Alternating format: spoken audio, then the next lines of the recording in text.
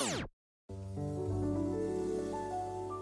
my heart. I've been waiting for this episode because different things have been going on in regards to like people taking their lives and like life, is my term of what happens when you get overwhelmed in things. And I wanted to talk about how when somebody takes their life, it does not mean that they don't love you.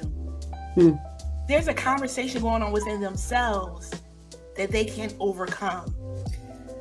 And you want to be able to talk to somebody. Because I've seen posts where they say, they didn't know that I loved them. They didn't know that I cared.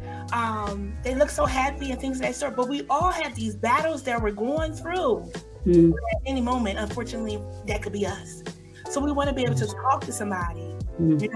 I know that you love me. I know that you care for me. But if I don't get through the hurdles that I got going on, if I don't reach out, I'm drowning and I don't reach out to get that support from that professional that can help me get through. I may succumb to that water. Very powerful. I almost feel like you were in my house around about lunchtime because I was having a conversation with a friend about this very thing. I said to him, one of the things that I think is often overlooked is that we are not all created the same. We do not have the same resilient factors. We do not have the same bounce back in us. We do not have the same upbringings that might have. You could have grown up in the exact same house and not inherited some resilient traits. Or get this, you handle trauma differently. Come on. Let me tell you right now, me and my brother and sister all handle trauma quite differently. But you said such powerful things in just talking about it. So I really want to lean in and just remind people, and this is going to be kind of heavy, maybe controversial, but I'm prepared for it. If a person has deemed in their mind to take their life, they are going to take their life. You cannot, what you did or what you did not do cannot change that. Does it mean that you don't offer them help? No.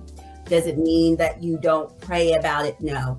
But what is going on in the mind as it relates to that level of hopelessness, I pray that you never experience that.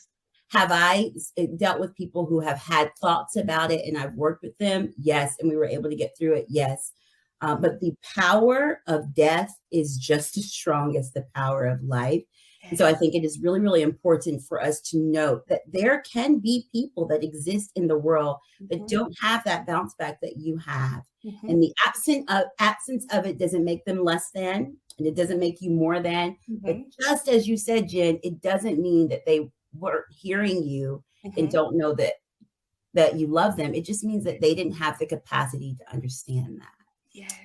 I do believe wholeheartedly that is an area in which we do need the miraculous hand of God, as well as therapy, but the miraculous hand of God to deal with whatever may be missing. Because while as therapists, we can offer tools, we cannot replace that lack of hope that's missing. And so I love the idea of combining those together to see, what God can do through us as therapists to bring healing in those situations. And friends, I just want others to know that life, health, the pursuit of happiness and hope, it happens in community. It does not happen in isolation. It does not happen by yourself, right? It happens in community.